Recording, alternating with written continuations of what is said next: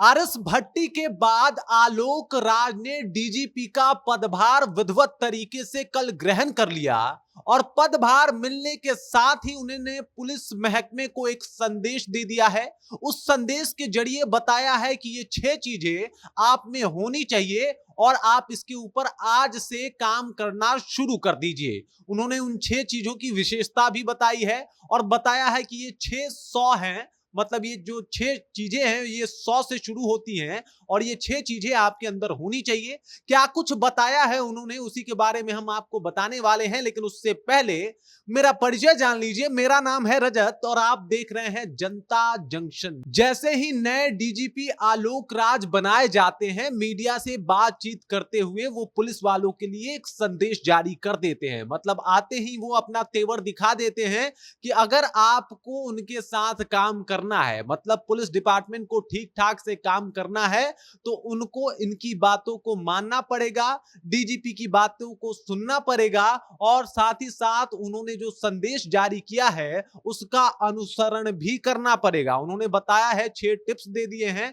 और इस टिप्स की विशेषता यह है कि जो ये टिप्स बता रहे हैं वो सभी वर्ड जो है वो 100 से शुरू होते हैं और बताते हैं डीजीपी साहब कि ये 600 जो है वो आपके जीवन में होना चाहिए। अगर आप पुलिसकर्मी हैं या पुलिस अधिकारी हैं तो आप इसके ऊपर ही काम करेंगे। और पहले 100 से वो शुरू करते हैं कि आप पहला 100 समय, मतलब आप समय के बड़े पंक्चुअल होने चाहिए। आप समय के साथ अपने काम का जो है निष्पादन करने वाले होने चाहिए और ये पहला टिप्स है कि आप सब कुछ समय पे कर रहे हैं। इस वजह से पहले 100 से समय, और ये आपके लिए बहुत ज्यादा जरूरी है।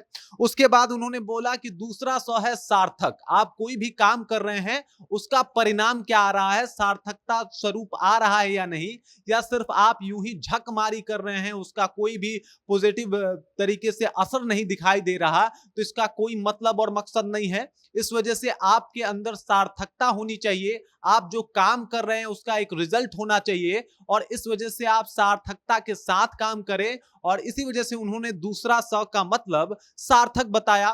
फिर तीसरे 100 के बारे में बताते हैं। वो कहते हैं कि तीसरा 100 संवेदनशीलता। मतलब आपके अंदर, आप पुलिस महकमे से आते हैं, आप पुलिस पदाधिकारी हैं, आप पुलिस अधिकारी हैं, आप बिहार पुलिस में सिपाही हैं, तो आपके अंदर संवेदनशीलता होना बहुत जरूरी है।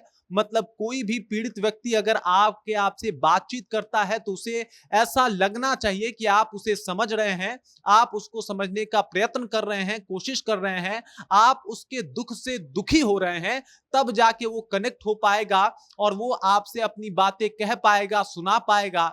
डर के नहीं कह पाएगा, तो आपको थोड़ा सा संवेदनशील होना पड़ेगा ताकि आप लोगों को कनेक्ट कर पाए, लोगों में एक तरीके से आप प्यार कमा पाए। और तीसरे स का मतलब वो संवेदनशीलता बताते हैं।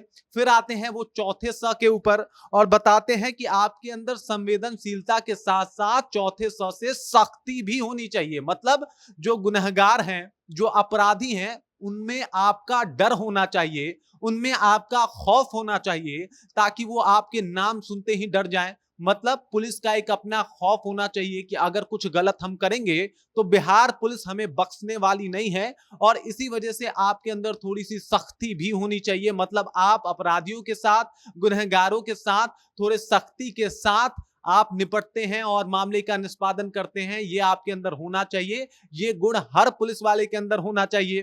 फिर वो बताते हैं 100 से सत्य निष्ठा। मतलब आप सत्य निष्ठा और ईमानदारी के साथ अपने कामों को कर रहे हैं, ये बहुत जरूरी होना चाहिए आपके अंदर। मतलब आप काम कर रहे हैं, इसका कोई मकसद है, आप बिहार पुलिस में हैं तो इसका मतलब है कि आप बिहार की सेवा करने आए हैं और अगर आप बिहार की सेवा, बिहार वासियों की सेवा कर रहे हैं तो उसे सत्य और निष्ठा के साथ कीजिए। और वहीं अब बताते हैं पांचवें स का मतलब सत्यनिष्ठा। सत्यनिष्ठा मतलब कि अगर आप बिहार पुलिस में हैं और अगर आप बिहार पुलिस के लिए काम कर रहे हैं तो इसका मतलब यह है कि आप बिहार वासियों के साथ सेवा भाव रखेंगे और सेवा भाव के साथ साथ सत्य और निष्ठा से, ईमानदारी के साथ अपने कर्तव्यों का निर्वहन करेंगे।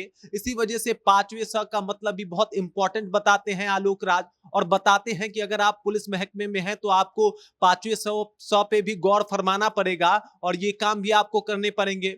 फिर आते हैं छठे स के ऊपर, और छठे स के ऊपर आलोक राज जो बिहार के नए डीजीपी हैं वो बताते हैं कि स्पीड ट्रायल होना चाहिए। मतलब आपने मुजरिम को पकड़ा, आपने मुजरिम को अंदर भिजवा दिया, लेकिन स्पीड ट्रायल में भी पुलिस की उतनी ही अहम भूमिका होनी चाहिए। मतलब केस की जांच करे, कोर्ट तक उसे पहुंचाए और अपराधी को जल्दी से जल्दी सजा दिलाए, इसमें भी पुलिस अपनी महत्वपूर्ण भूमिका निभाए। और इन्हीं 600 से आप बिहार पुलिस को कहीं ना कहीं एक बेहतर और शानदार ऊंचाइयों तक पहुंचा सकते हो, और साथ ही साथ बिहार को अपराध मुक्त बना सकते हो, और लॉ एंड ऑर्डर की जो व्यवस्था है उसे अच्छे तरीके से विस्थापित कर सकते हो। मतलब आते ही उन्होंने अपना तेवर दिखा दिया, आते ही उन्होंने अपना अंदाज दिखा दिया और बता दिया कि अगर आपको उनके साथ यानी आलोक राज के साथ काम करना है, जो कि बिहार के नए डीजीपी हैं और पूरे पुलिस महकमे की जिम्मेदारी अभी उनके कंधों पे है,